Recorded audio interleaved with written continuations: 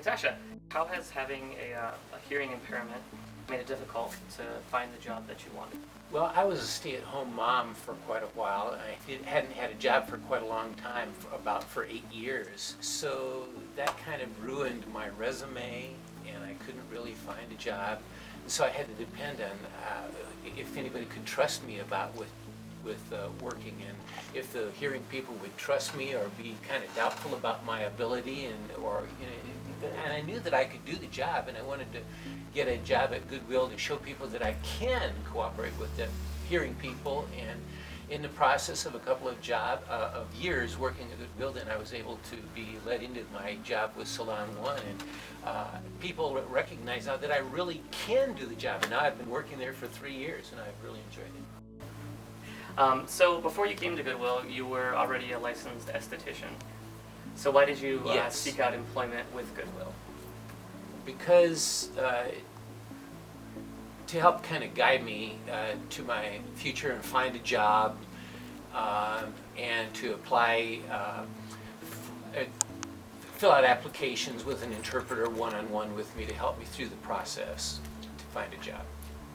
What did you enjoy about working at Goodwill?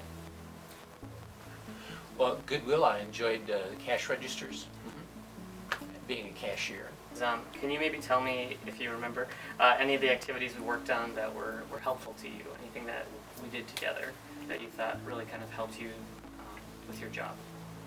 Yes, I used the iPad to communicate with the clients and to kind of use the keyboard in the iPad connected with the screen and to type out responses. And we used the Prezi app. Yeah, you remember that though? Yeah, you're the one that taught that to me. Yep. That's I remember right. that, yeah. You showed me how to rearrange things and put pictures on there, and so I use that a lot. And I show my clients different pictures, and I also type to the job. And I succeeded in finding a job, so that's how I got my job at Salon 101. How long have you been at Salon 101 now? A little bit more than 3 years now. Still enjoy working there? Oh, of course, I love it. I love that job. If there was an employee at one of our retail stores and they said, is it worthwhile to work with the guides program, so to work with me, what would you tell them? I would tell people that I would encourage them to work with Goodwill for a while in order to find a better job.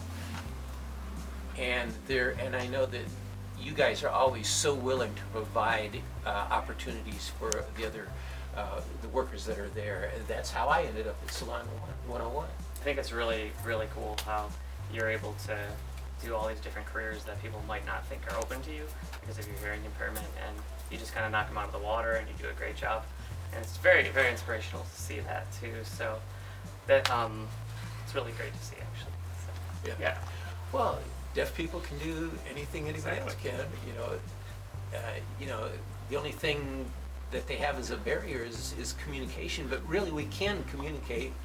We can write or type on an iPad or a cell phone or text. We generally will try to find some way to communicate with people. Yeah.